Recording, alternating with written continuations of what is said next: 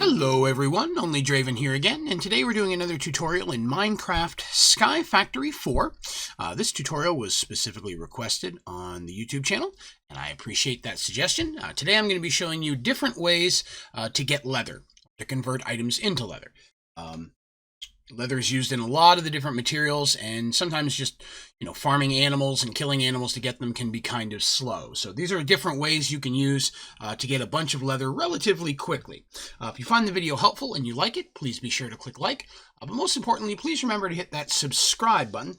That way you can see all my videos and tutorials as they come out.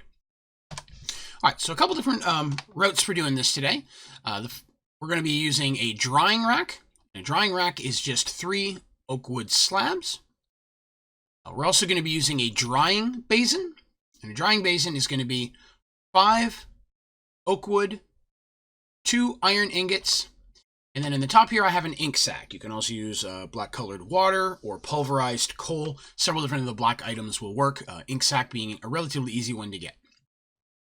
Next is a mechanical drying basin, which is one of those drying basins we just made. 2 energy batteries, and 2 obsidian. We're also going to be using a manufactory. The manufactory is going to be 4 lead ingots, 1 redstone, 1 piston, 1 copper solenoid, and 2 flint. We're also going to be using a dehydrator, which is going to be 3 oak wood, 2 clay, block of iron, and 2 pieces of redstone. Okay, so I've got all these different things set up here. Now the mechanical drying basin, the manufactory, and the dehydrator all need RF power. For this one, I am powering that with an energy battery, energy extraction cables that are being powered from a solar array and wireless energy transfer. If you're not sure how to use solar or wireless transfer of energy, there are tutorials for that on my channel. So the first thing we have here is our drying rack, which just basically gets stuck on any block. I have it stuck on some stone here. So let's go ahead and grab material. So for a drying rack, all you have to do is put on any piece of basic raw meat. Just put a piece of meat on there. In this situation, I'm using a raw pork chop. And then if you mouse over the actual drying rack itself, at the top you'll see drying progress is at 3%. So it's relatively slow, but it will turn most of the raw meats, not fish. Fish turn into something different. But most of the raw meats will turn into a piece of leather. So that's a very, very early way to do that. But again, you're in a spot where you're having to kill a lot of animals to get the raw meat anyways, so you may get some leather while doing that. The next thing we're going to look at is a drying basin. Now, drying basin, basically, if you take a piece of rotten flesh and just right-click on it, it's going to put that in there. Now, this is going to be much quicker. It's going to take just a minute or so.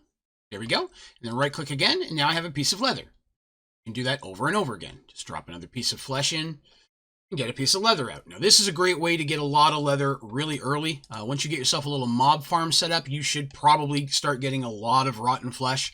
So this is a great way to repurpose that material into something a lot more useful. Now, if we look at a mechanical drying basin, right-click on it, it works pretty much the same way as the drying basin, but with this one, you can just put a whole stack in there, and it's going to convert it. So this is a much quicker way of converting a large amount of rotten flesh into a large stack of leather. So very, very easy way. As long as you've got RF power, that's pretty much all it needs. And on top of that, the mechanical drying basin is good for converting other things, such as different types of saplings into bushes, clay into terracotta. So you can look through several different types of materials. You can even turn liquids like lava into magma blocks, and so on. So another handy way to reconvert rotting flesh into something much more useful. Next is the manufactory. The manufactory does pretty much the same thing, but with manufactory, it's a little bit slower unless you use any of the speed and power upgrades. But it converts 4 rotting flesh into 1 leather. Same basic process, as long as it has some RF in there. And again, manufactory does a lot of different things, so it's a great component to have. But for leather, it will set that up automatically. And then the last thing is going to be a dehydrator. Dehydrator, again, you can take your rotten flesh, you can drop it in there, and it's going to quickly convert it over. But again, it does it at a higher rate. So it can be used in different ways. and it's pretty easy to make as long as it has RF power, but it's going to take a lot more rotten flesh for leather. So for my money, 9 times out of 10, I would rather be using a mechanical drying basin because you're getting a 1-for-1. It's usually, I think, going to be your best turnover route to get a large amount of leather very, very quickly. If we go back to that very first one, you can see we're still only at 61% on our drying rack. It's going to take a minute for that to convert over, but it is an easy way to kind of start out in the game when you get a couple pieces of meat, either from a market or from an animal. And that's a really easy way to get a couple pieces of leather to at least get yourself started. But these 5 ways will kind of help you get a bunch of leather. And leather is used in, of course, many of the different recipes throughout the game. So it is something that's really handy to have. But it's not too hard to get a hold of, and if you really want, you can just spawn a bunch of animals and kill them, and you have a chance of getting leather drop that way as well. But that's going to do it for this tutorial. Again, it was a pretty simple one today, but I appreciate the recommendation. If you have any suggestions or recommendations for tutorials that you'd like to see in Sky Factory 4, please feel free to throw them down in the comments as well. Always looking for more recommendations. But that's going to do us for today.